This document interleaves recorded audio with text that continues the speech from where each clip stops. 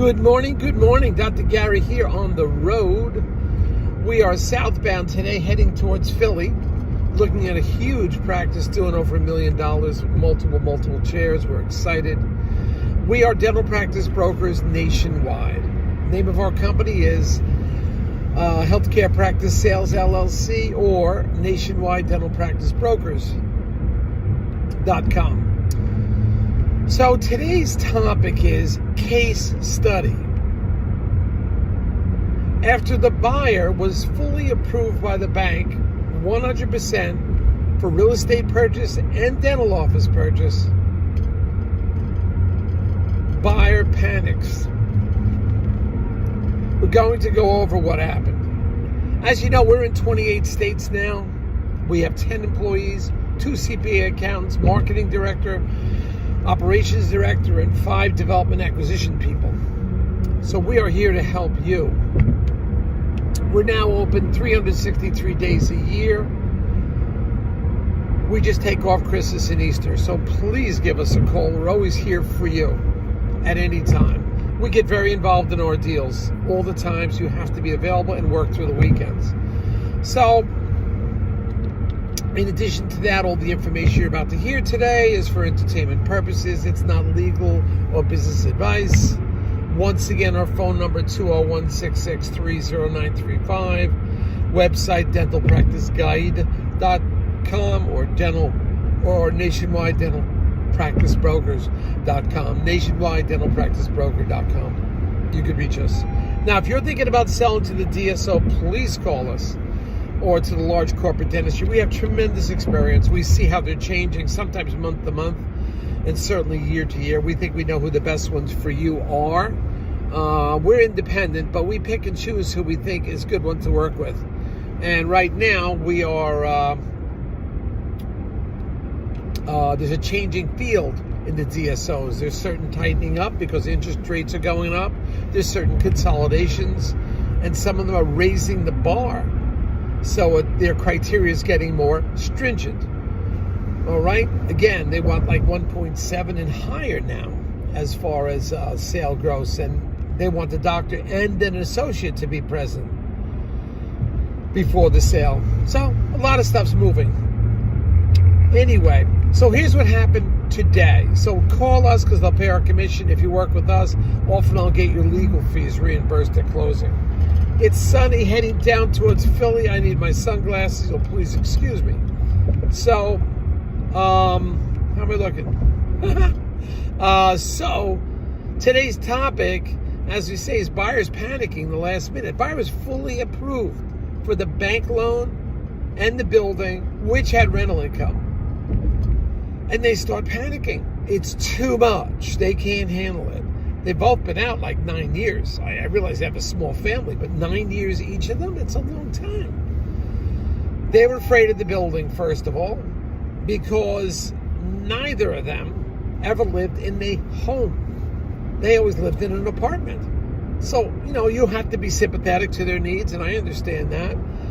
But I said the autonomy it provides. You don't have a landlord. You don't have anybody on your back. You have the tax write-offs are fantastic. You're making an investment in your future.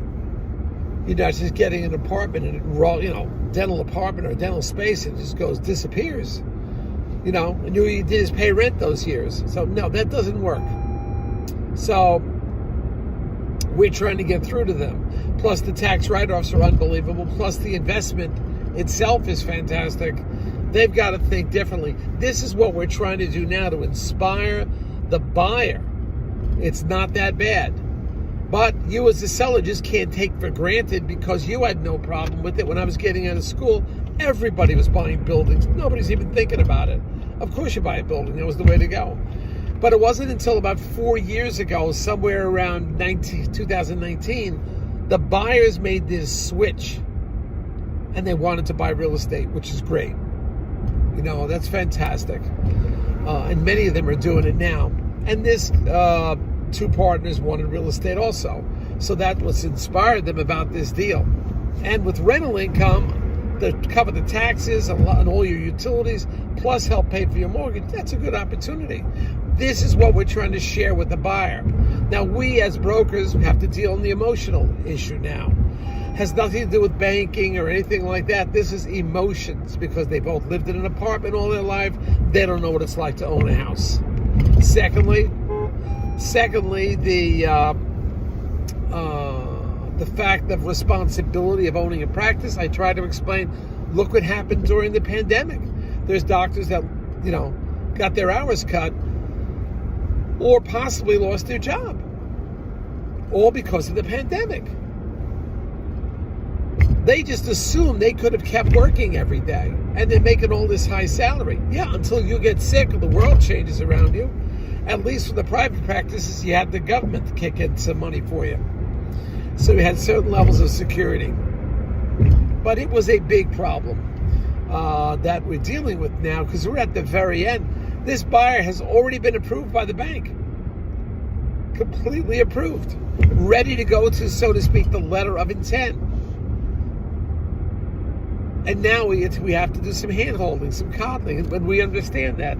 But you as the seller also have to jump in. For example, I'll be recommending an HVAC company so that they'll have 24/7 heating and air conditioning with no problems, but the building had some tenants in it. That takes care of that. Then I'll give them the name of electricians, plumbers, carpenters, so they have somebody to lean on. Probably they're better off with a handyman. There's not that much wrong that's going to go wrong with the building. It's already been self-standing all these years. So we'll give them those phone numbers. The seller will give them a list of all the contractors and all the professionals that have worked either in the practice or on the premises. So that's what you've got to do. You've got to build support, confidence for the buyer. And we're attempting to do that now as we speak. I just got this call yesterday, so I'm trying to stay on top of it. That's what we do as brokers. We work every day except Christmas and Easter. So if an issue comes up Saturday morning, we can let the attorneys know over the weekend. So Monday morning, when they're back at work, they can attack the issue that may have come up. All right? I believe that's what makes us different. So anyway, getting back to it, I don't know what's going to happen. I was coddling the buyer, the seller, say it's going to be okay, and I'm holding the hand of the buyer and the buyer's partner. Explain how things will work. We'll see what happens. But you can't let you as a buyer let fear dictate. They're still worried about the deal, about the seller changes his mind. Didn't really think the buyer would be changing their mind. But some of the buyers just can't handle the stress. That's all there is to it. All right, listen to some more tapes. We have more stories coming, more practices for sale. We'll be talking about all the practices, I think, on Monday or Tuesday. One of the seminars. We just had a seminar today. All right, so keep your eye open. Great talking to you. I'm on the way down to Philly. We are looking good.